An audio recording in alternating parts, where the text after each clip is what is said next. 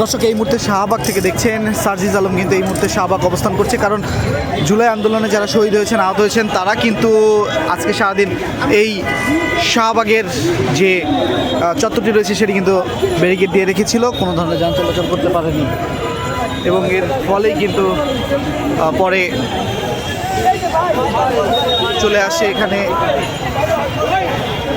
সার্জিস আলম এবং তাদের সাথে কথা বলে এবং তাদেরকে আশ্বাস দেয় অতি দ্রুত তাদের যে চাওয়াগুলো আছে সেগুলো পূরণ করার। এর ফলেই কিন্তু এখন যান চলাচল হয়তো শুরু হবে। ইতিমধ্যে কিন্তু আমরা দেখছি যে যানবাহন তা কিন্তু ছেড়ে দিয়েছে এবং যানবাহন কিন্তু চলাচল শুরু করেছে ইতিমধ্যে। এবং আপনারা দেখছেন যে সার্জিস আলম তারা আশ্বাস দিয়েছে যে অতি সত্বর প্রধান উপদেষ্টার সাথে সাক্ষাৎ করিয়ে দিবেন এবং আপনারা দেখতে পাচ্ছেন ইতিমধ্যে কিন্তু যান চলাচল শুরু হয়ে গিয়েছে শাহবাগের এই যে গোল চত্বরটি রয়েছে সেখানে, এবং এখানকার চলাচলের যে রাস্তাগুলো ব্যারিকেড দিয়ে রাখা হয়েছিল সেগুলো কিন্তু এখন উন্মুক্ত করে দিয়েছে।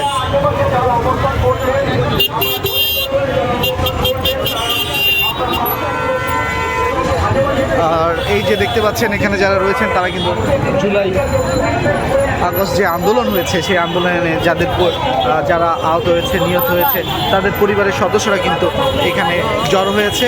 সেই আমরা কিন্তু দেখছি যে তারা এখানে অবস্থান করে তাদের আন্দোলন এবং তাদের দাবি সেটি পূরণের লক্ষ্যে কিন্তু তারা এখানে অবস্থান নিয়েছিলেন। এখন কিন্তু মোটামুটি স্বাভাবিক হতে শুরু করেছে এই শাহবাগের যান চলাচল।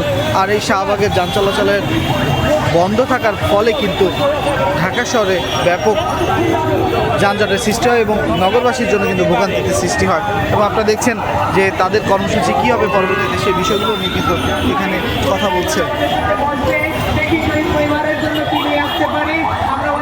শহীদ পরিবারের প্রতিনিধি দল এখন বসতে যাচ্ছি।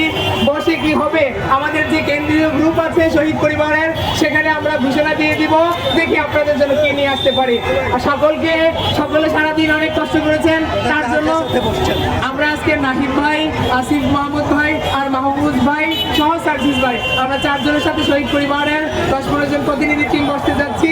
শহীদ পরিবারের ন্যায্য যৌক্তিক দাবিগুলো নিয়ে আমরা কথা বলবো ইনশাআল্লাহ। তো সবাইকে অসংখ্য ধন্যবাদ।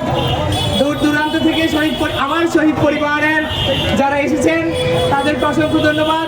আপনারা সেফলি বাড়িতে চলে যান, আপনাদের জন্য মন থেকে দোয়া রইল। আমাদের একটা কেন্দ্রীয় গ্রুপ আছে, আপনারা জানেন 850 শহীদ পরিবারের, আমরা সেখানে ঘোষণা দিয়ে দিব আপনাদের জন্য কি নিয়ে আসতে পারি, দোয়া করবেন।